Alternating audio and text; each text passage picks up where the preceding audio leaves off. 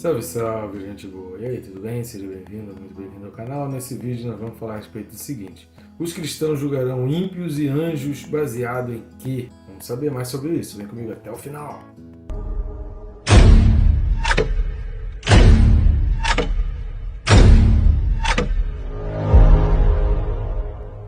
E não deixe de se inscrever no canal, né? Tá assistindo aí e não tá inscrito? Olha aí embaixo, vê se aparece a opção para você se inscrever, ou se já está inscrito. Aproveita e já clica no sininho, marcando a opção todas. Você se disciplina a estudar. O legal do sininho é que ele vai te avisando a cada vídeo novo que é postado no canal, e assim você vai lembrando que precisa estar acompanhando e você não perde nada daquilo que está sendo colocado a respeito da palavra de Deus. Eu conto contigo para curtir, comentar e compartilhar. Peço a sua ajuda, porque quanto mais gente estiver assistindo os vídeos, quanto mais gente tiver inscrito no canal, significa que o maior número de pessoas está sendo alcançado pela palavra de Deus. Esse é o objetivo de qualquer cristão, é ser um canal do fluir de Deus, da graça de Deus, por meio da palavra dele, né? Então, se a palavra de Deus está chegando, a gente vai ficando feliz. Então vamos nessa missão, tarefa aí que a gente faz diariamente, todos os dias às 6 da manhã, tem deixado vídeos aqui, e o prazer, a alegria nossa é de saber que pessoas estão sendo abençoadas através das mensagens. Não são exatamente pregações, mas são mensagens bíblicas, explicações a respeito de textos bíblicos. Tá legal? Vamos junto nessa. O texto desse vídeo, Apocalipse capítulo 20, e o versículo é de número 4. Apocalipse 20, versículo 4, diz assim: Vi também tronos, e nestes sentaram-se aqueles aos quais foi dada a autoridade de julgar. Vi ainda as almas dos decapitados por causa do testemunho de Jesus, bem como por causa da palavra de Deus, tantos quantos não adoraram a besta, nem tampouco a sua imagem, e não receberam a marca na fronte e na mão, e viveram e reinaram com Cristo durante 1000 anos. Querido, é um trecho do livro do Apocalipse, se é que tem parte do livro do Apocalipse que é de fácil interpretação, né? Mas tem algumas coisas que são assim, ponto pacífico, né? A gente já entendeu, e principalmente olhando hoje, coisas que talvez há 100 anos, até 100 anos atrás fosse muito difícil de perceber. Hoje a gente já consegue ver com muito mais clareza como as coisas podem acontecer e a realidade de que realmente aquilo vai acontecer.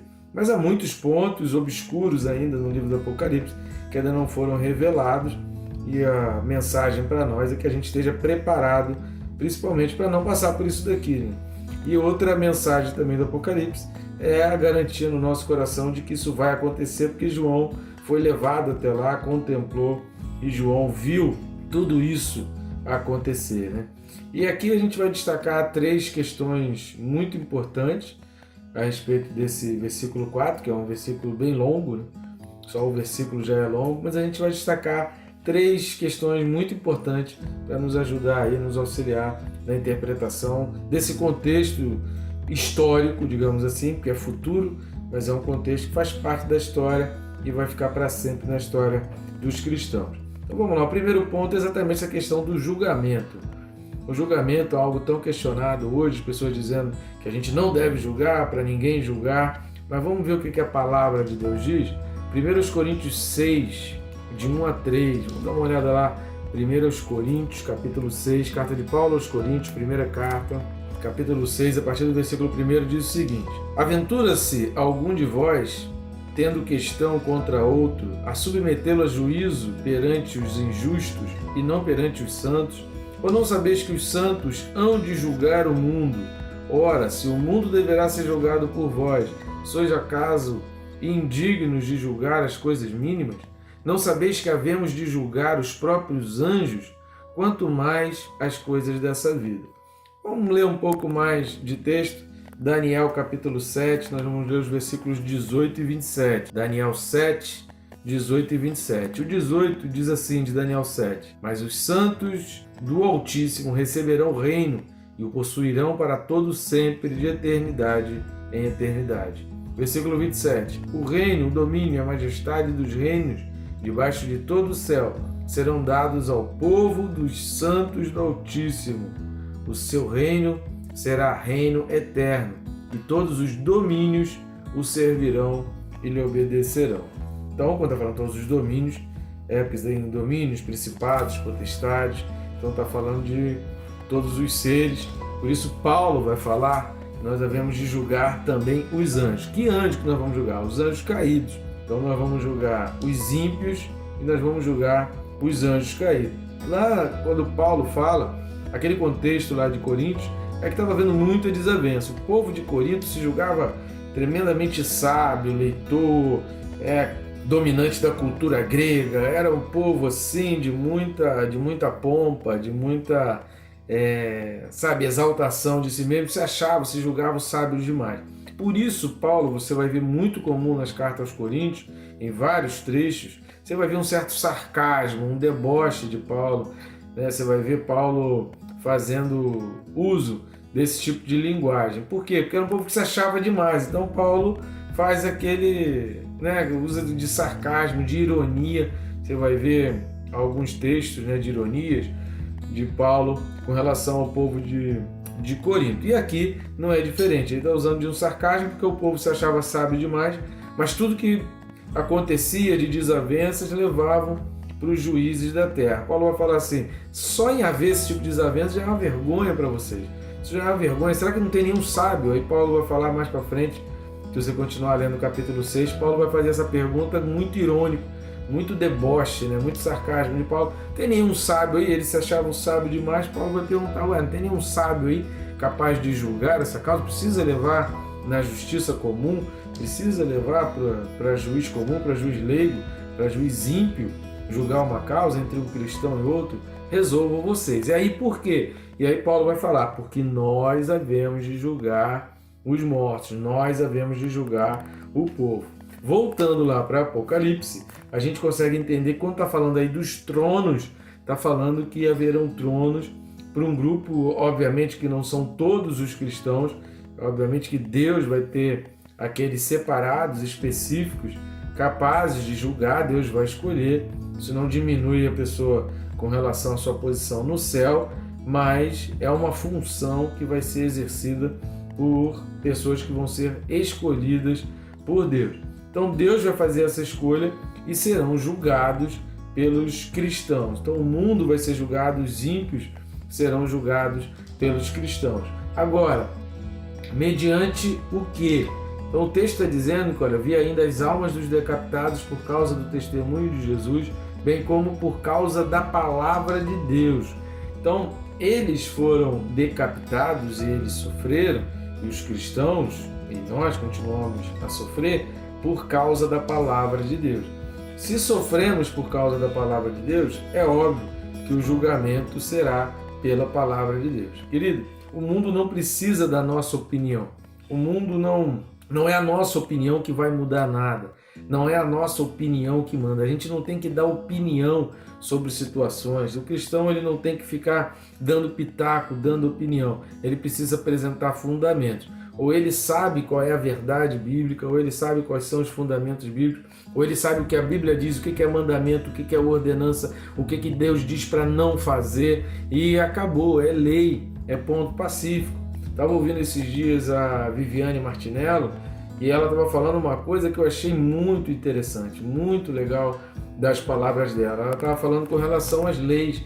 Existem coisas, querido, leis espirituais são como as leis da física. Aliás, as leis da física, as leis da química, elas são tipo das leis espirituais. Então, da mesma forma como física, química, existem leis na natureza que a gente não pode ir contra. Por exemplo, vou dar um exemplo citado pela Viviane, a gravidade. A gravidade, querido, é uma lei que não adianta você discordar. Não adianta você dizer, mas eu não concordo. Não adianta você dizer que você não acha justo. Eu não acho justo a lei da gravidade. Não adianta falar. Se você pular, vai cair. O bebezinho pode ser a coisa mais linda do mundo, a coisa mais fofa, coisa mais preciosa. Se você sair de repente e vacilar e o bebezinho se virar e ele for para a beira da cama, ele vai cair. A lei da gravidade ela não vai abrir uma exceção porque o bebê é fofinho, porque é inocente e porque desconhece a lei. Então eu achei muito legal essa colocação da Viviane Martinello, porque não é o fato de conhecer a lei ou não, a gente está debaixo da lei. E essa lei simplesmente existe e contra essa lei a gente não tem como mudar. Você não precisa entender a lei, você não precisa ser um Albert Einstein para fazer todos os cálculos para tentar entender como funciona a lei da gravidade, mas ela existe. Simplesmente você já sabe que se você segura alguma coisa e solta, vai cair. Por quê? Porque existe uma lei para isso. As leis espirituais são da mesma forma. Tudo que eu falei relacionado à lei da gravidade, você agora substitui a minha fala pelas leis espirituais, pelos mandamentos, ordenanças e pelas leis bíblicas. São assim. Não adianta, eu acho justo, eu acho injusto, eu não concordo, eu discordo. Queridos, a lei está assim. Deus fez a lei e Ele sabe por que Ele fez assim, porque o mundo espiritual já é uma guerra, já é uma batalha muito grande no mundo espiritual e Deus não pode deixar margem nenhuma para que no futuro tudo isso volte a acontecer. Então as leis são rígidas porque houve um tempo em que as coisas foram entrando nesse mundo e o caos tomou conta desse mundo. Então Deus precisa agir com rigidez para que isso não tenha mais a menor possibilidade de voltar. Por isso a rigidez. Então, de que forma os cristãos julgarão os anjos caídos e os ímpios? Pela palavra de Deus. Opinião, o mundo não precisa de opinião, nossa opinião não vai mudar nada, nossa opinião não transforma nada. São fundamentos, bases, leis, mandamentos, ordenanças que trazem modificação. A segunda coisa que a gente vai falar aqui é que João vê ainda, além dos tronos, as almas dos decapitados, por causa do testemunho de Jesus, bem como por causa da palavra de Deus. Então são almas, muito provavelmente, João aqui está fazendo referência àqueles lá do capítulo 6 aqui de Apocalipse, versículos 10 e 11. Aqueles que clamavam por justiça, assista o vídeo aí que a gente já tem um vídeo de Apocalipse 6, 10 e 11, é muito provável que João aqui esteja fazendo referência a eles aqui.